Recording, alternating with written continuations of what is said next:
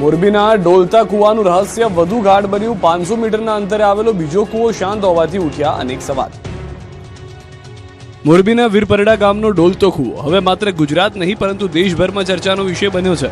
છેલ્લા 5 દિવસથી આ રહસ્યમય કુવો લોકોમાં ભારે ઉત્સુકતા જગાવી રહ્યો છે, પરંતુ હવે આ રહસ્ય વધુ ગૂંચવાયું છે, કારણ કે ડોલતા કુવામાંથી માત્ર 500 મીટરના અંતરે આવેલો બીજો કુવો સંપૂર્ણપણે શાંત જોવા મળી રહ્યો છે। સૌથી ચોંકાવનારી વાત એ છે કે બંને કુવા માત્ર 3 મહિના પહેલા એક સાથે બનાવવામાં આવ્યા। બંનેની પહોળાઈ પણ 33 ફૂટ છે, છતાં એક કુવાના પાણીમાં સતત ધ્રુજારી જોવા મળી રહી છે, જ્યારે બીજો કુવો એકદમ સ્થિર છે। માહિતી મુજબ રહસ્યમય કુવાની ઊંડાઈ 18 ફૂટ છે, જ્યારે શાંત કુવો 28 ફૂટ ઊંડો છે। હવે પ્રશ્ન એ ઊભો થયો છે કે એક સરખા વિસ્તારમાં આવેલા બે કુવામાંથી માત્ર એક જ કુવામાં રહસ્યમય હલચલ કેમ જોવા મળી રહી છે। આ અનોખી ઘટનાને લઈને ભૂસ્તરશાસ્ત્રીઓ અને સંબંધિત વિભાગના અધિકારીઓ તપાસમાં જોડાયા। કુવામાં જોવા મળતી આ સતત ધ્રુજારી પાછળનું સાચું કારણ શોધવા વિવિધ વૈજ્ઞાનિક પાસાઓનું પરીક્ષણ કરવામાં આવી રહ્યું છે। હાલ તો મોરબીનો રહસ્યમય કુવો દેશભરમાં કુતૂહલ અને ચર્ચાનો વિષય બન્યો છે અને સૌની નજર તપાસના અંતિમ રિપોર્ટ પર ટકેલી છે। બનાસકાંઠામાં અજમલ ચૌધરી કેસમાં મોટો વળાંક, ફરિયાદમાં નામ ઉમેરાતા સમેટાયું આંદોલન। 27 દિવસથી સમગ્ર ઉત્તર ગુજરાતમાં ચર્ચાનો વિષય બનેલા અજમલ ચૌધરી કેસમાં આખરે સૌથી મોટો વળાંક આવ્યો છે। ઓગળધામના મહંત બળદેવગીરી બાપુનું નામ ફરિયાદમાં ઉમેરાયા બાદ ડીસા તાલુકા પોલીસે તેમની અટકાયત કરી હતી। જોકે 4 કલાકની પૂછપરછ બાદ બળદેવગીરી બાપુને જામીન પર મુક્ત કરવામાં આવ્યા છે।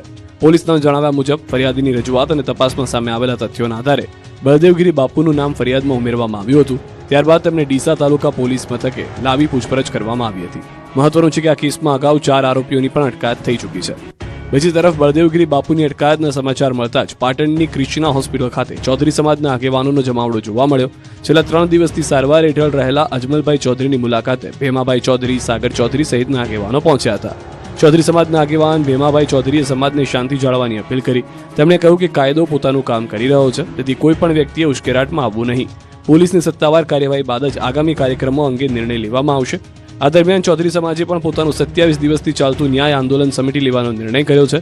અજમલ ચૌધરીની મુખ્ય માંગ સંતોષાતા સમાજે પોલીસ તંત્રનો આભાર વ્યક્ત કર્યો છે। સાથે જ 11 ઓગસ્ટે યોજાનારી ન્યાય રેલી પણ રદ કરવામાં આવી છે।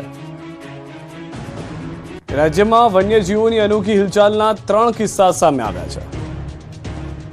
રાજ્યમાં સિંહોના આટાફેરાની ઘટના દિવસે ને દિવસે વધી રહી છે। ત્યારે અમરેલીના સાવરકુંડલામાં સિંહ પરિવારની લટાર જોવા મળી, તો જૂનાગઢમાં શિકારની શોધમાં નીકળેલા સિંહણ ખાડામાં ખાબકી। સાવરકુંડલાના રસ્તા પર સિંહની શાહી લટાર જોવા મળી।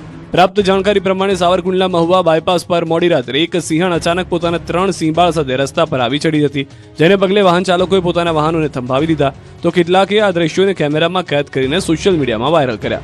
મહત્વનું છે કે વન વિભાગની ટીમને જાણ થતાં જ કર્મચારીઓ ઘટના સ્થળે પહોંચ્યા અને સુરક્ષિત રીતે સિંહણ અને 3 સિંહબાળને રસ્તો ક્રોસ કરાવ્યો। આમ વન વિભાગની સતર્કતાથી સંભવિત મોટો અકસ્માત ટળ્યો।